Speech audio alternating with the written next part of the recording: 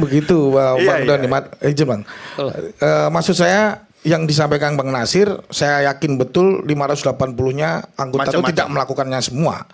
Karena juga pasti masih ada. Maksud saya memang harus dibuatkan sebuah ketentuan yang ketat soal itu. Rumah aspirasi bukan fisik ya, sistem rumah aspirasi yang betul-betul masyarakat itu kan kalau mau, beda dengan DPRD kabupaten kota. Beliau buka pintu pagi-pagi sudah ada masyarakat yang kemudian menyampaikan pandangan aspirasinya. Tapi karena beliau di Jakarta harus ada sistem di Dapil. Nah makanya saya beranggapan ya bahwa kalau case by case mungkin ada anggota DPR yang memang melakukan itu. Tapi 580 saya yakin tidak semuanya melakukan itu. 4 pilar misalkan.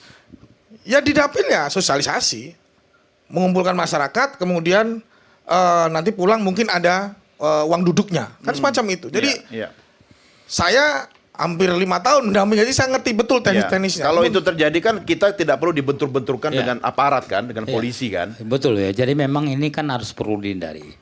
Saya kira memang masyarakat juga sebetulnya pengen selalu menyampaikan aspirasi, termasuk ke DPR. Dan saya tertarik tuh, Bang Nasir Jamil, ketika tadi ada wacana buat suatu alun-alun demokrasi. Saya kira mungkin kalau selama ini kalau kita lihat masyarakat hanya bisa ada di pintu masuk ya. Tapi saya kira itu perlu dilebarkan. Kemudian nanti disiapkan di situ lebih yang luas. Masyarakat boleh kapan saja datang sini. Saya kira sekarang DPR pagarnya tinggi sekali. Kalau tinggi orang akan melihat bahwasanya hubungan antara masyarakat dengan DPR ya ada apa namanya semacam tembok yang memisahkan.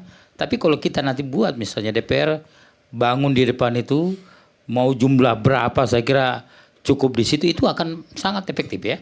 Dan ini tentu untuk menghindari kalau kita lihat di depan DPR itu kan sering terjadi pertama mengganggu ketertiban umum ya.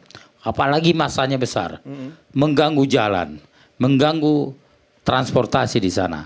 Tapi kalau itu dilebarkan saya kira itu sangat efektif ya. Oke, Anda setuju ya soal itu. Tapi saya mau masuk ke soal kompetensi, kemampuan mendengar wakil rakyat kita itu bagaimana kalau menurut Anda? Ya kalau lihat ada masalah sering protes itu kan memang masih ada yang harus diperbaiki ya. Dan saya kira itu bukan hanya tugas anggota DPR-nya sendirian individu. Karena para anggota DPR itu kan punya secara organisasi kan punya induknya itu partai politik. Jadi ini jadinya kemana-mana. Perbaikan sistem komunikasi itu juga menyangkut bagaimana tanggung jawab partai. Partai memberikan support sistem juga kepada para anggota DPR itu. Nah, tapi sebelum sangat jauh ke sana. Nah, sebentar. Kan sekarang media digital. Mereka lebih mudah terkoneksi dengan konstituennya. Artinya tinggal responsif aja kan. Apa susahnya? Untuk menyerap tidak harus tatap muka kan, tidak harus ada di depannya kan? Iya, saya kira memang seperti kata Bang Nasir itu tidak mudah. Saya kira mungkin satu ya, kita bukan hanya bisa jadi bukan hanya soal pengetahuan atau teknologi, tapi ini soal kepedulian.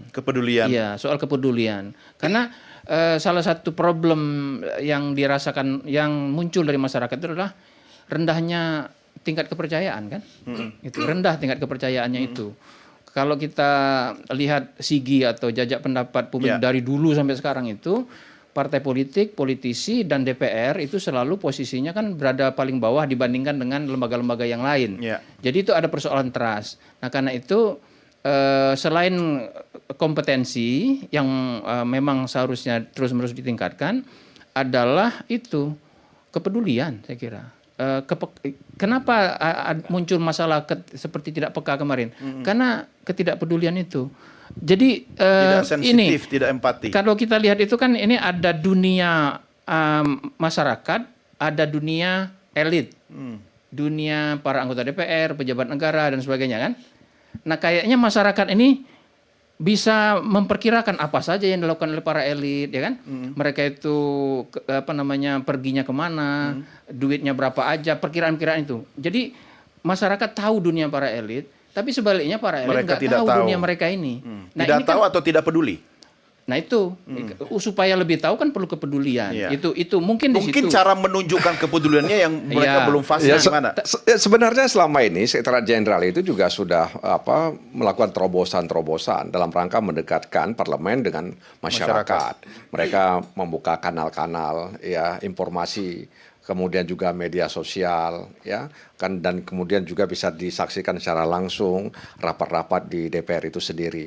Jadi itu sudah dilakukan dan Sekretariat Jenderal saat ini selalu berusaha mencari ya alternatif ya, sehingga kemudian upaya untuk mengembalikan kepercayaan masyarakat kepada lembaga parlemen itu semakin baik. Nah, karena itu kehadiran Badan Aspirasi Masyarakat di DPR juga dalam rangka itu sebenarnya ya. Dan oleh karena itu misalnya contohnya di fraksi PKS misalnya, itu 5 tahun terakhir itu kami ada 235 aspirasi. Jadi setiap hari Selasa kita membuka ruang kepada masyarakat untuk datang ke fraksi PKS menyampaikan aspirasinya. Jadi dari 235 itu ada 60-an itu sekitar bicara soal pembelajaran politik. Mereka banyak bicara soal politik. Kemudian 100 lebih itu soal advokasi. Itu diterima oleh anggota DPR? Ya, tergantung masalah apa yang dia akan dibawa. Itu 235 selama setahun, Bang. Iya, 235 selama 5 tahun terakhir. 5 tahun terakhir. Ya, Okay. dan kemudian Tapi tidak semua fraksi punya. saya nggak tahu juga ya. Kemudian sisanya itu baru bicara legislasi. Mereka datang menyampaikan bahwa RUU ini harus seperti ini, RUU ini harus seperti itu dan sebagainya. Oleh karena itu ini kan sebenarnya juga membantu ya DPR secara kelembagaan ya untuk mendekatkan parlemen dengan masyarakat. Ya, Nah, berarti ini- kalau itu terjadi, artinya secara sederhana saya bilang, berarti yang rusuh-rusuh kemarin itu kan lebih terang benderang teori konspirasinya dong. Dan saya pikir kita harus mencari sumber informasi yang terpercaya Loh, ya. kalau soal itu. orang Itu biarkan mantan orang intelijen mengatakan begitu kan pasti dia masih ada informasi dari Ordal dong. Ya, mudah-mudahan Iya kan? saja informasi itu ditindaklanjuti oleh aparat yang berwenang, ya, sehingga kemudian tidak terulang lagi hal-hal seperti ini. Karena kan kalau kita mau lihat kejadiannya memang unjuk rasa sebelumnya ada selalu yang namanya upaya-upaya melakukan Ada itu. penumpang gelap Ya. atau memang mungkin sponsor-sponsor ini Iya, mencari tapi momentum kan? Saya kira itu ada mungkin, sangat mungkin, tapi saya kira jangan ke situ fokusnya. Itu kemana dong? tetaplah jadi tugasnya petugas keamanan segala macam ya. Itu Oke. tugas penegakan hukum. Yang kita fokuskan Tapi fokus bagaimana dari DPR merespons DPR dan suara pemerintah masyarakat adalah apa underlying condition, apa masalah pokoknya itu yang harus dijadikan pokok. Jadi respon pemerintah kalau hanya fokus di apa tadi di teori konspirasi, maka respon pemerintah menjadi represif. Iya, Ya Anda kan? semua dianggap berkonspirasi juga ini. Betul kan? Yang Termasuk diharapkan, Anda kan? termasuk saya. Yang diharapkan masyarakat itu sebetulnya apa yang disampaikan itu Didengar. kemudian didengar. Iya. Kemudian termasuk juga misalnya jangan dong DPR masa mewah-mewah atau Iya. gimana ya. Masyarakat mengharapkan kayak Bang Jamil ini lah, Iya. sederhana tadi. Aduh. Kemudian itu Bukan akan saya menjadi, yang ngomong loh. Iya. Iya. Sama-sama orang Jadi, Sumatera. iya. Begitu. Ya, Jadi jadi kita harapkan juga masyarakat jangan apa kali lah memerlukan- Bang Edi, jangan apa Iya. kali lah. memerlukan keteladanan Iya. dari wakilnya kan. Karena masyarakat memang mengidolakan DPR. Jadi Iya. masyarakat mengharapkan agar tampilan DPR itu bisa lebih soft, Iya. lebih bijak. Masalahnya kalau ya. ada 1-2 orang yang kayak beliau, tapi ratusan lainnya itu yang suka Masalahnya ratusan joget-joget di dan sana. pamer-pamer kan Ini Bang nggak Doni. efektif juga. Makanya saya katakan nih, yang soal penegakan hukum kita kan monitor terus, ya kan. Kawal. Pelakunya, aktornya ini kan sedang dalam proses. Yang kita mau bahas ini kan yang soal eksekutif dan legislatif. Legislatif kita udah banyak diskusi. Tidak mudah untuk menilai seluruhnya 580. Makanya kan by system kita coba benar-benar ya kita ikut terlibat di situ. Artinya partai politik, fraksi dan sebagainya. Ini sebuah hal yang saya harus sampaikan ya, karena ini hasil pertemuan kita tadi malam dengan Presiden misalkan. Soal bagaimana komitmen Presiden ya, untuk soal efisiensi, kemudian sudah dianalisa kira-kira banyak ini pemborosan di mana-mana. Kan itu kan tinggal kita juga kawal. Lalu ada keluhan, bagaimana menyampaikan aspirasi ini kepada eksekutif. Presiden di depan tokoh-tokoh agama, di depan ketua KWI, ketua NU, Muhammadiyah, MUI dan sebagainya menyampaikan ini perlu dijadwalkan rutin.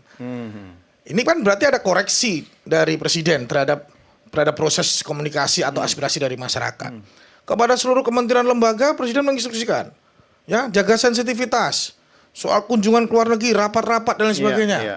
BUMN beliau sampaikan, setahu beliau ada 200 BUMN, ternyata ada 900 BUMN. Tantim dihapus. Ya. Ya kan? Ya, nggak usah kunjungan lah ya, kunjungan pakai saya Zoom aja misalkan kan bisa. belum pernah dapat Tantim sudah dihapus, tapi yuk siap untuk bangsa dan negara kan begitu, Oke. karena hitungannya jelas soal pertambangan mana yang dikelola mafia. Tapi begini, Bang Doni, ini bukan soal konspiratifnya, dibutuhkan dialog yang efektif dan rutin semacam ini. Karena apa?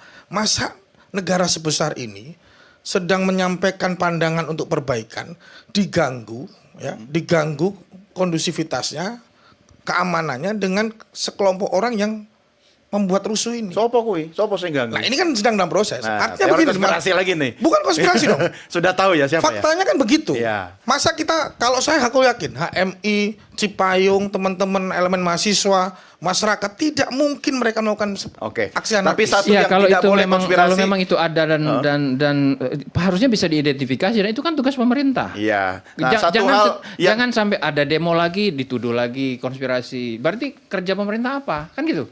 Masyarakat kan nanya. Iya. Gitu. Iya. Nanti ada demo lagi, Iya. tuduhannya asing. Iya. Adik-adik konspirasi mahasiswa lagi. itu kan kekuatan moral bangsa ini. Justru ya. itu, Bang. Bapak, sebentar. Kalau saya tidak break sekarang, saya dianggap berkonspirasi dengan Anda semua. Ya, kita lanjutkan di segmen berikutnya. Merah Putih segera kembali sesaat lagi.